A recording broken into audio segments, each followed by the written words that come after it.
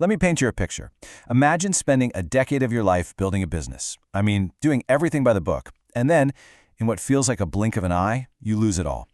This is a story about that exact moment. But, it's really about what happens after. It's a blueprint for how you build again, especially when you absolutely positively cannot afford to fail a second time. And wow, this really just cuts right to the chase, doesn't it? It's about the very real stakes when you're starting something new later in life. The reality is, you just don't have the same amount of time to bounce back from a disaster. So the rules of the game, they have to be different. And we're about to hear from someone who learned that lesson in the most brutal way possible. All right, so our story kicks off with what looks like a classic entrepreneurial dream.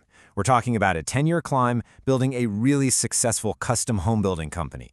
And it was all built on what seemed like the smartest, most cautious principles you could imagine. I mean, look at this. On paper, they did everything perfectly. They started from scratch in '98, no big investors, just bootstrapping. They had a super conservative mindset, pouring every single dollar right back into the business. The whole focus was on quality work and building great relationships, and hey, it worked. They were winning awards left and right. They really thought they were the smart ones, totally insulated from risk.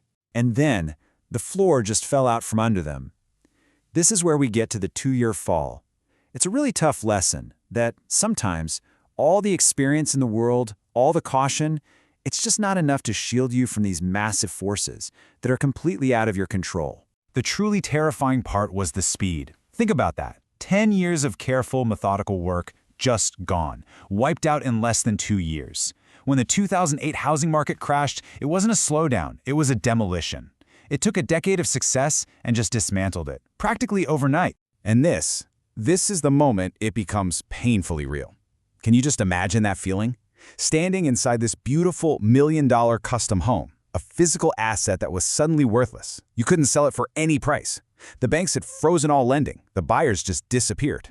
These incredible homes turned into financial anchors, dragging the whole company straight to the bottom. So yeah, this was way more than a business going under. This was a crisis with no escape hatch. It led to absolute total personal devastation. This is where we shift from looking at spreadsheets and profit margins to the real human toll of it all. Because the true cost, my gosh, it wasn't just the company, it was the house. It was every bit of financial security they had built up. It was the future they had spent a decade mapping out. All of it, just gone. But in the middle of all that wreckage, there was one single solitary asset left, and that was time. At 46 years old, there was still a runway. It was a long one, sure, but there were maybe 2 decades of a working life left to try and rebuild, piece by painstaking piece. It wasn't going to be easy, but it was at least possible. And here it is. This is the question that changes everything. What if the timing had been different? What if this whole catastrophe had hit when he was 60 or 65? There's no rebuilding from that. Not really. That's not a setback, that's a checkmate. And that terrifying thought is what sparked a whole new philosophy. So, right out of the ashes of that failure, something totally new was born. This idea of a retirepreneur rebirth.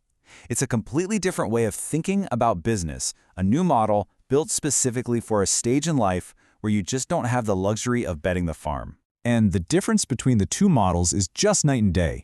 The old way, that home building business, it was a beast. It needed massive amounts of cash, had sky-high overhead with offices and payroll. The risk was literally everything you owned. The new model, it's the polar opposite. We're talking minimal cash to start, super low overhead because it's digital and flexible, and a risk profile that's, lightweight. It's designed to be nimble, not fragile. Which brings us to the core lesson here. This is the payoff. A clear, actionable blueprint for anyone out there thinking about their own second act. And this isn't just some theory, right? This is wisdom that was paid for, dearly, distilled into a framework you can actually use. This new blueprint really boils down to 4 simple but powerful rules. First, you have to be obsessive about keeping your costs low.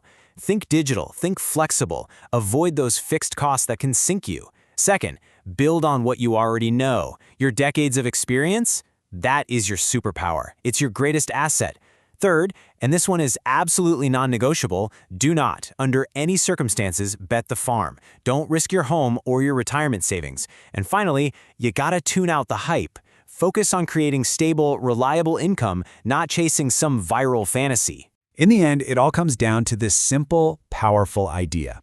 It's not about building the biggest empire. It's about building the most resilient one. It's about creating a business that serves your life, not a business that threatens to blow it all up.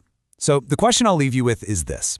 In your own venture, in what you're dreaming up, are you building big or are you building smart?